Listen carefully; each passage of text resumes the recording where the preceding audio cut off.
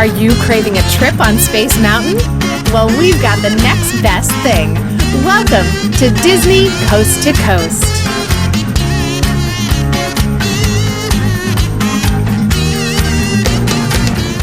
Hey folks, and welcome to Disney Coast to Coast, the ultimate unofficial Disney fan podcast. I'm Jeff DePauli, and in today's House of Mouse headlines, a new holiday offering is headed to Magic Kingdom Park. We learned some new information about what we can expect to see at the D23 Expo, and the Main Street Cinema has become a shop. That and so much more, so let's get to it. Hear the latest news from the Walt Disney Company in today's House of Mouse headlines. The D23 Expo is coming up, and the Disney Archives have announced their presentation for this year's event. The Walt Disney Archives will return to D23 Expo with an all-new exhibit. Walt Disney Archives presents Heroes and Villains, the Art of the Disney Costume. From the classic Mary Poppins to this year's live-action retelling of Aladdin, more than 70 costumes from 55 years of Disney movies and television shows will be on display. The main gallery will be broken into three sections: Disney Heroes, Disney Villains, and Spaces Between, which is reserved for the anti-heroes whose fascinating journeys make them among Disney's most complex characters. Some of the film costumes to be featured will be numerous incarnations of the Cinderella dress through the years, costumes from the live-action Aladdin and Beauty and the Beast, plus costumes from Maleficent and Hocus Pocus. Interesting that there's even more Hocus Pocus representation happening at the D23 Expo. Perhaps there will be an announcement to be made. Now, my favorite part of the D23 Expo tends to be the panels, and along with the traditional animation, theme park, and live-action panels, this year we'll be getting a panel dedicated solely to Disney+, the Disney streaming service. On Friday afternoon at 3:30 p.m., the highly anticipated streaming service Disney Plus will give guests a first look at some of its original content, including Lady and the Tramp, The Mandalorian, High School Musical, the musical, the series, love that title, and many more during this star-studded presentation. In addition to seeing clips from projects that have already been announced, I'm hoping they'll be making some announcements about projects that we haven't heard anything about yet. Perhaps a Hocus Pocus too. And I don't believe that Disney has yet confirmed that Josh Gad Honey I Shrunk the Kids project, so perhaps we'll hear more about it either during the Disney Plus or live-action panel. As you may or may not know, the D23 Expo has taken place at the Anaheim Convention Center since its beginnings, but the Star Wars Celebration hops around to a different location each year. But it has been announced that Star Wars Celebration 2020 will be taking place in the Anaheim Convention Center, directly across the street from the Disneyland Resort, on August 27th through 30th, 2020. The Star Wars Celebration is, of course, the biggest celebration around for Star Wars fans, usually making major announcements and giving some serious sneak peeks. Tickets for Star Wars Celebration 2020 go on sale this Friday, June 21st, and tends to sell out pretty quickly.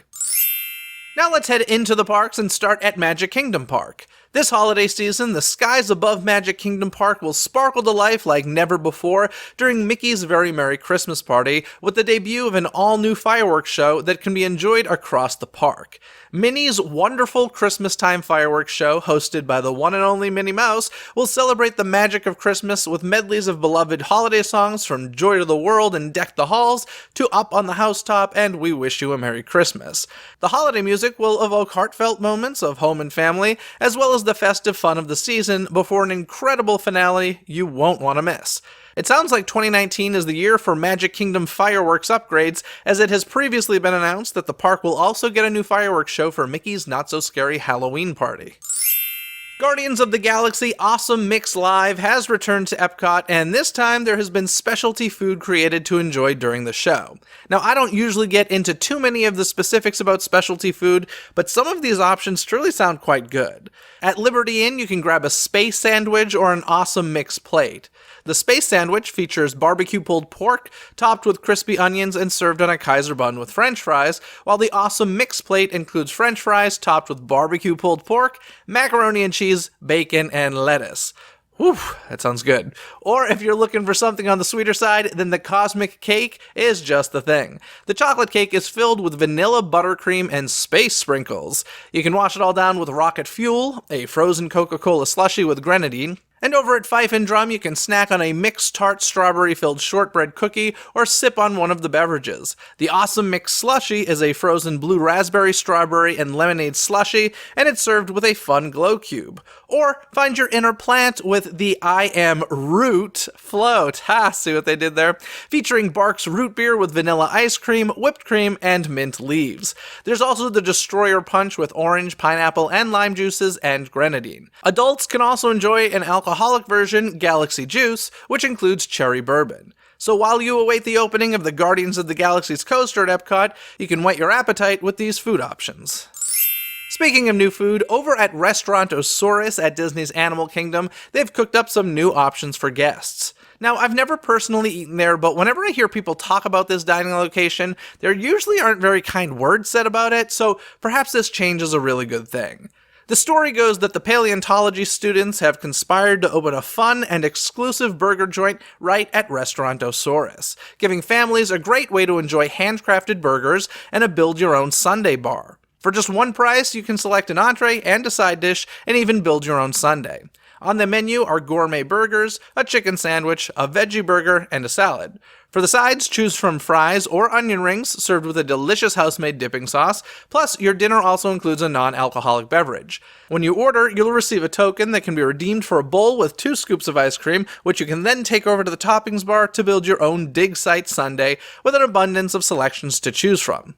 And in addition to savoring these burgers and treats, guests will be able to color with fun dinosaur stencils while cast members entertain them with games and stories of the paleontology students who created the restaurants. Restaurant Asaurus Burgers and Sundaes is available only during dinner on select nights beginning August 18th and is $22.99 for adults and $14.99 for children ages 3 to 9. This experience can also count as one quick service meal entitlement on the Disney dining plan.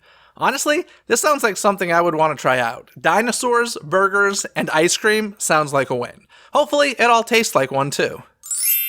A while back, it had been rumored that Rafiki's Planet Watch in Disney's Animal Kingdom had closed forever with no announcement, but alas, the rumors were false. Disney announced Rafiki's Planet Watch, the Affection Section, and Wildlife Express will return on July 11th. The reopened space will include new enhancements, and since Disney is celebrating the new Lion King movie opening this summer, as well as the 25th anniversary of the animated classic, this area at Disney's Animal Kingdom will become part of the celebration throughout Disney's Animal Kingdom.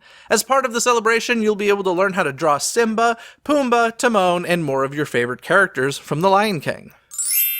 Now let's head over to Disneyland Park, where there has been a bit of an infuriating update to Main Street USA.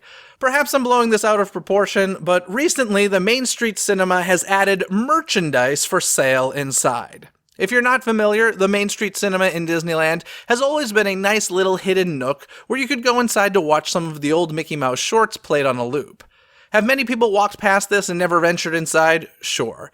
But it's always been a charming little secret on Main Street USA, which, might I add, already has plenty of shopping options. But it was decided, most likely by head of Parks, Experiences, and Products Bob Chapek, that there would be merchandise carts added inside the Main Street Cinema selling Disney merchandise. Really? Was this really necessary? Does Main Street USA not have enough shopping options? This really is just mind-blowing to me. It's not like this shop is offering something you can't get anywhere else, it's just tacky and ugly. Frankly, that's the problem when the person in charge of parks is also in charge of merchandise. These are two separate departments, and no matter how much one might influence the other these days, there should be more than one person making these sorts of decisions. It's disgusting, and frankly, I am sick of Bob Chapek's crap. I'm gonna go on a quick little tangent here, but I was really disgusted by a comment he made during the Galaxy's Edge press events. He was talking about IP in the parks, and he made it pretty darn clear that he feels that IP is the only option for the parks these days. Way to be creative. Anywho, my argument isn't about the grossly uneducated comment he made, but instead about the attitude he presented when talking about this. He was so smug and egotistical, and it grossed me out. To continue the tangent, if the Walt Disney Company decides that Bob Chapek should take over as the new CEO, I think we're in a lot of trouble. Not because of Chapek's beliefs, but because of the way he represents the company. Even if you 1000% agree with the way Bob Chapek thinks, I don't think that anyone out there could honestly say that he is a warm and welcoming personality. For better or worse, that is a quality that you need to be a leader at the Walt Disney Company who is seen by the public. It started with Walt, and I would say that every leader to today has had that quality. Even though I don't always agree with the decisions Bob Iger makes, I do think that he is a warm and kind person, and that honestly, I'd love to sit down and grab lunch with him. If I was offered a lunch with Bob Chapek, the only way I would accept is if I could bring a microphone and question the hell out of him. Now back to Main Street USA. The good news is that these carts look very temporary. This is probably just a test, so I beg you, please, if you don't like the idea of merchandise being sold in a little space that used to simply be about Disney history, don't spend any money in there. Instead, go inside the cinema and simply stand there and watch these historic shorts. Perhaps I'm insane for getting this worked up over what is sort of a small thing, but I guess it was just the last straw for me. If I am being insane, I'm sure y'all will let me know. End of rage.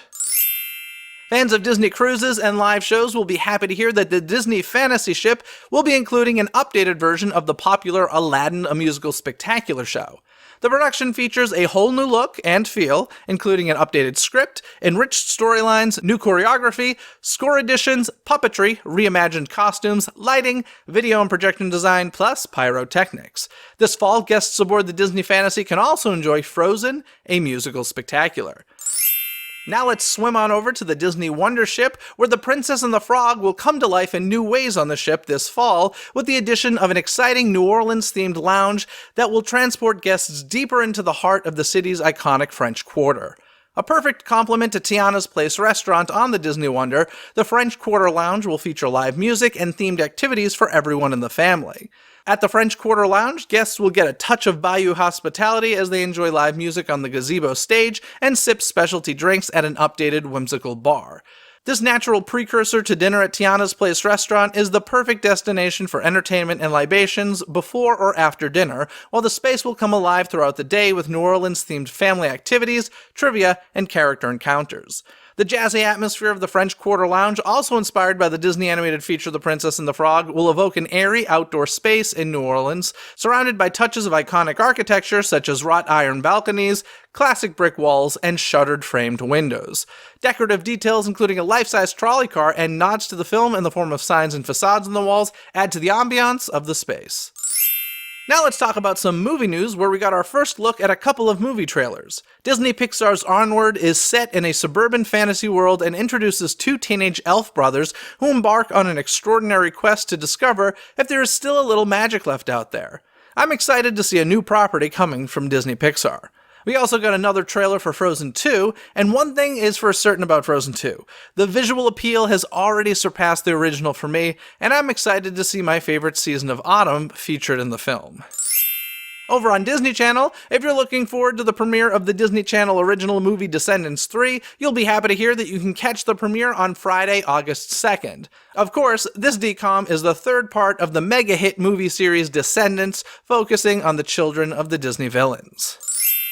If you're a fan of the original 1979 Muppet movie, you'll be happy to hear that you can catch it on the big screen on July 25th and July 30th in celebration of its 40th anniversary. This original Muppet movie introduced the world to the hit song Rainbow Connection and so much more. There are probably a good amount of you who have never seen this movie all the way through, and if that's the case, there's no better way to see it for the first time than on the big screen. For more information and to see if it's playing near you, visit fathomevents.com. Now let's get to this week's Twitter poll. As you may have heard on a previous episode of Disney Coast to Coast, Soarin' Over California has temporarily returned to Disney California Adventure, so I decided to ask you folks, which do you prefer and or would you rather experience? Your options were Soarin' Over California or Soarin' Around the World. And I gotta be honest, this response kind of surprised me. 30% of you said Soarin' Around the World, while a great majority of 70% said Soarin' Over California. Do you agree with the results of this Twitter poll? Make sure your voice is heard by following Disney CTC on Twitter and taking part in the Twitter poll every week. That's DIZNEY CTC on Twitter. For all of our social media, head to DisneyCoastToCoast.com. You can find all of the links there. And while you're there, sign up for our free gift of America's Hidden Mickeys, a list of different locations around the USA featuring Disney. In order to get that, all you gotta do is visit DisneyCoastToCoast.com and click on Free Gift. Now, this episode of Disney Coast to Coast was produced by Philip Elke, who has supported the show through Patreon. If you'd like to become a DCTC producer or gain other rewards, including early access to episodes, live stream Q&As, behind-the-scenes access, and more, information can be found at patreon.com/DisneyCTC. That's patreon.com/DIZNEYCTC. Other than that, folks, have a magical day. Bye! Thanks for listening to Disney Coast to Coast. Have a magical day. Disney Coast to Coast is produced and hosted by Jeff DePauli. Learn more about the podcast and become a supporter at DisneyCoastToCoast.com.